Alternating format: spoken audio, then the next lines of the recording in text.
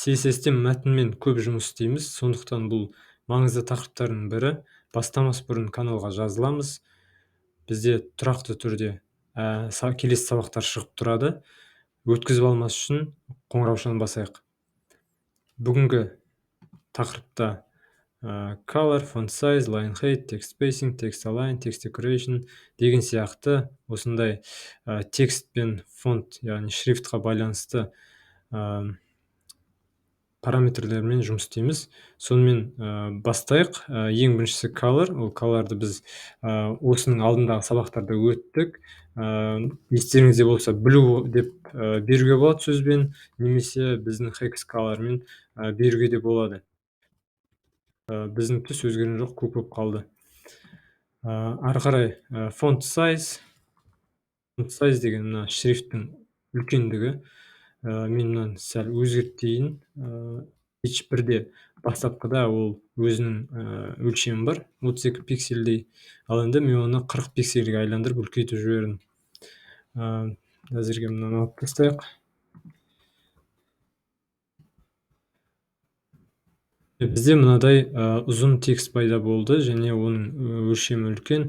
Қарап тұрсаңыздар, оның нақты биіктігі 46 болды. Бірақ мен мына жақта 40 пиксель берген фонт сайзға. Неге ол 46 болды? Бұл жерде ешқандай padding, margin ештеңе жоқ. Бұл жай ғана line height деп аталады. Фонт сайздан бөлек line height деген тағы да бір біздің параметріміз бар. Line height бұл жолдың биіктігіне жауап береді. Тура аударғанда жолдың биіктігі. Оны тура біз 40 қылып істеп көрейік. Сол кезде біздің қалағанымыз бола ма екен? Міне, өзгерді. Біздің мына H1-дің биіктігі, нақты биіктігі 40 болды. Яғни line height арқылы көп нәрсені өзгертуге болады. Енді line height-ті пиксельмен бердік қой, 40 пиксельмен. Ал фонт сайздан кішкентай болса не болады екен? 20 пиксель алайық. Ол кезде қараңыздар, біздің шрифттер бір-бірінің үстіне шығып кетті де оқылмай қалды. Біздің мәтін оқылмай қалды. Сондықтан line height фонт сайздан үлкен болу керек. Мынаған 60 қоюға болады, 1,5 есе үлкен. Бізде енді шрифті line height үлкен, арасы ашық және оқылуы оңай. Word-та ол сіздер білесіздер, межстрочный интервал деп аталады. Ал мына CSS-те line height 40 пиксель, 60 пиксельді бердік. Енді бұны пайызбен де беруге болады. Мысалы 100% десек, ол фонт сайзының қанша пиксель? 40 пиксель болса, тура соны береді. 100%-ді береді. Енді салыстырып көрейік. H1, міне, так, былай қарайық. Біздің title 40 пиксель болды. Ал бұл жерде 100%-ны өзгертіп салыстырып көрейік. Мысалы 200%, ол 2 есе үлкен болу керек. 80 пиксель болды. 2 есе үлкен. Пайыз ғана емес, бізде жай санмен беруге болады. Мысалы 203 деген сан берсек, ол 40 пиксельден 3 есе үлкен деген сөз, яғни 120 болады. 120 пиксель болды бізде line height. Осы line height не үшін керек? Ол бізде тексті оқылу үшін өте қатты маңызды. Мысалы, тексті көп сайттарға кіретін болсақ, мысалы Forbes kz жаңалық оқитын, бұл жерде тексттің арасы алшақ. Кәдімгідей тексті өте жақсы оқылады. Ал мына жерде менде по умолчанию тексттің арасы жақын, онша оқылмайды. Сондықтан бұл line height-те өте маңызды. Бұны өзгертіп отыру керек. Келесі бір тақырып text spacing-ді толықтай өтейік. Бұл жерде line height-ті өтіп кеттік. Line height мына text spacing-дің ішіне кіреді. Яғни тексттің арасындағы алшақтықтың бәрін осы бесеу арқылы өзгерте аламыз. Text intent. Text intent не үшін жауап береді? Text intent бұл біздің абзацқа жауап береді. Мысалы, бізде параграф бар, 3 параграф. Осыларға жалпы бір стиль бере салайын. Және text intent дегендеге мысалы 40 пиксель берейін. Бұл не істейді? Жаңартам, байқасаңыздар, біздің текстте мынандай азат жол, абзац 40 пиксельге осындай пайда болды. Бұл жерде де пайызбен беруге болады. Мысалы, 40 емес, бір 20% берейін. 20% бердім, міне. Бұл жалпы өзінің п-ның ұзындығынан 20% алып, мына бірінші жолға осындай бастапқы 30 туп, осындай берді. Text intent түсінікті болса ары қарай кеттік. Letter spacing өзі аты айтып тұрғандай, letter әрбір әріптің арасындағы пиксель, мысалы 3 пиксель қойсам, бұл қалай өзгереді?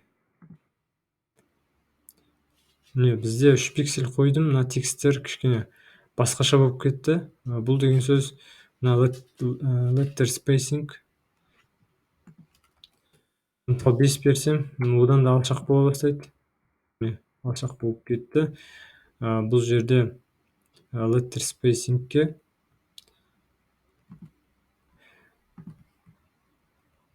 міне 5 пиксель бердік. Үлкейте аламыз және кішірейте аламыз. Минуста берсек болады. Мысалы минус берсек, әріптер бір-біріне қатты жақын болып, бір-бірін көрсетпей тастайды. По умолчанию жаңа бұл жерде 0 пиксель. Ары қарай кеттік. Бізде word spacing тағы да өзінің аты айтып тұрғандай, бұл әрбір сөздің арасындағы алшақтық.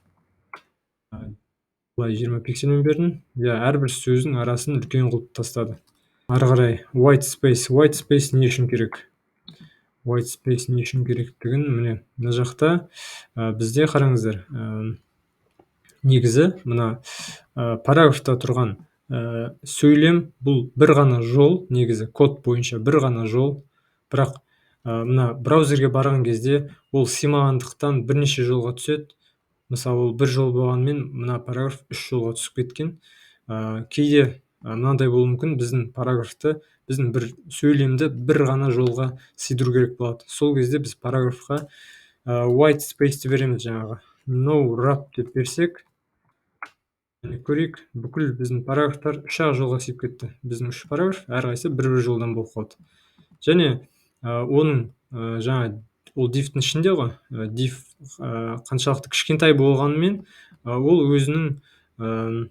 өзінің сыртындағы паренттан ұзындығы асып кетті. Міне қарайық. Ұзындығы, өзінің параграфтың ұзындығы қысқа, ол 605 пиксельден аспайды. Бірақ мына сөз ол сыймай ары қарай кетіп қалды. Міне осындай бір white space-тің қасиеті бар. Сондықтан бұмен тағы да абай болу керек. Келесі тақырып text align. Text align-мен біз танысып болу керекпіз. Бұл өте қатты танымал қасиеттердің бірі. Мысалы, бізде жалпы қарайық, text align деген ол біздің тексттердің орналасу орнын көрсетеді. Сонымен text align центр қойып едік, біздің тексттер ортаға шығып кетті. Word'тан да білесіздер бұны. Енді left деген ол сол жақта ол по умолчанию болады. Ал енді right берсек, ол оңға қарай біз тегістейміз мына тексттерді. Сонымен біз 3 қасиетін өттік. Text align-ның ары қарай text decoration дегендер бар. Text decoration ол тексттің сызығына жауап береді. Тексттің үстін, астын, жоғары жағын сызуға болады. Сонымен text decoration line деген бізде мысалы underline берсек, ол төменгі сызық пайда болады бізде. Text align әзірге left бола берсін. Бізге ыңғайлы. Міне біздің төменгі сызық пайда болды. Text align, text decoration мысалы style берсек, бұл бізде dashed деген берсек, бұл астыңғы сызықтар мынандай пункттер сызыққа айналады. Dotted деген ол өзі аты айтып тұрғандай нүкте болады.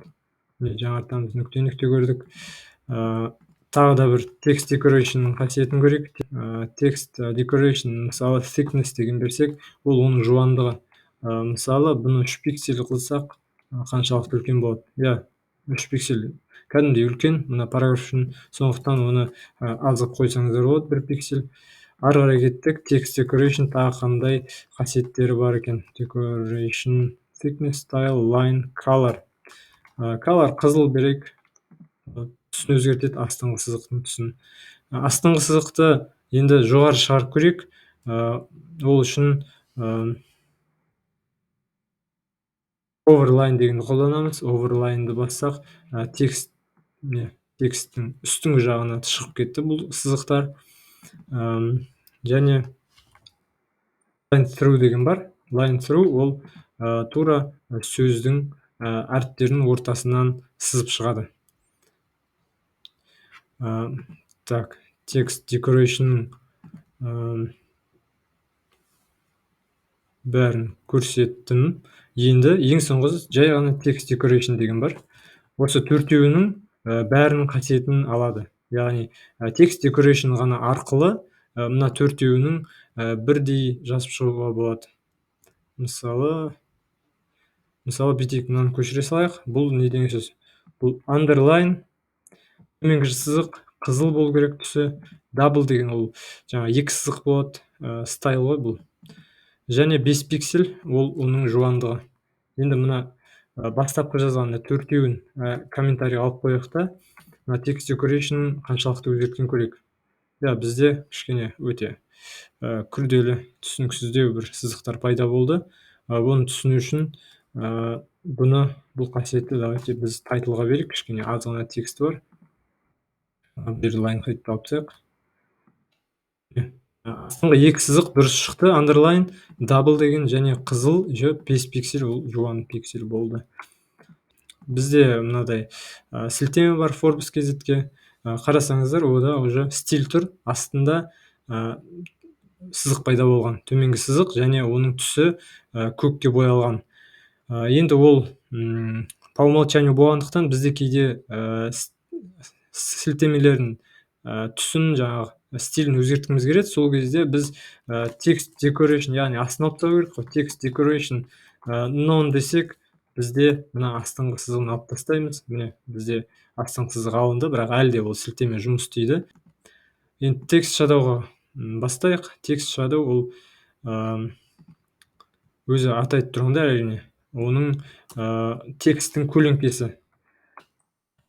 Text shadow мысалы дегенде бұл жерде екі не беру керек, екі мән беру керек, 2 пиксель немесе кез келген міндетті түрде 2 мән беру керек. Сол кезде бізде бір мынандай көлеңке пайда болады. Көлеңкені тексттен ажырату үшін біз оның түсін өзгертейік. Мысалы грей сұр берсек, бұл жерде міне көлеңкесі сұр, өзі көк.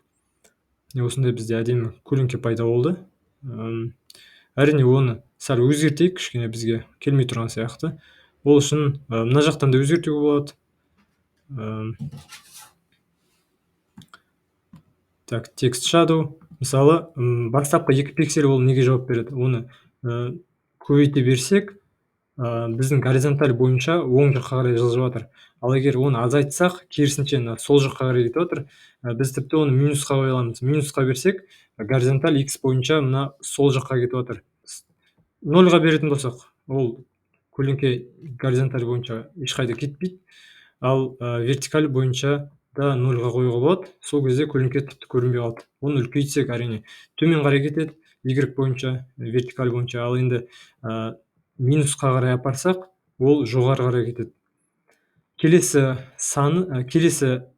параметр ол түсі, және бүйтейік. Ортада тағы бір сан бар бұл жерде. Тағы бір санды жазатын болған болсақ, бізде ол жаңа көлеңкенің өшкіндігі. Егер ол 0 болса, ол четкий болады. Көлеңке екені көрініп тұрады. Ал көлеңкелердің бәрі четкий емес қой. Мына жақта кішкене өшкін көлеңке. Егер мысалы 1 пиксель болса, 1 пикселі оның өшкін болады. 2 пиксель болса, 2 пиксель өшкін. Яғни ақырындап көлеңке азайып жатыр деген сөз. Сөйтіп оны көбейтіп жасақ, тіпті көлеңке емес, басқа нәрсе сияқты жай ғана бір артында бір қара бір түс тұрған сияқты. Осылай біз text shadow'ды қолдана аламыз. Text shadow, яғни оны алып тастайтын болсақ, none деп әрине жаза саламыз. Бізде none деген по умолчанию уже text shadow ода жоқ. Text transform бұл тексттарны бас әріппен жазу. Uppercase берсек, ол бүкілі текст бас әріппен болады. Lowercase болсақ, бүкілі кіші әріппен болады. Және capitalize деген қолдансақ, әрбір сөзі бірінші әріпі бас әріппен басталады. None беретін болсақ, ол әрине кәдімгі өзіміздің по умолчанию жағдайға айланады. Яғни бірінші сөз ғана бас әріптен басталады.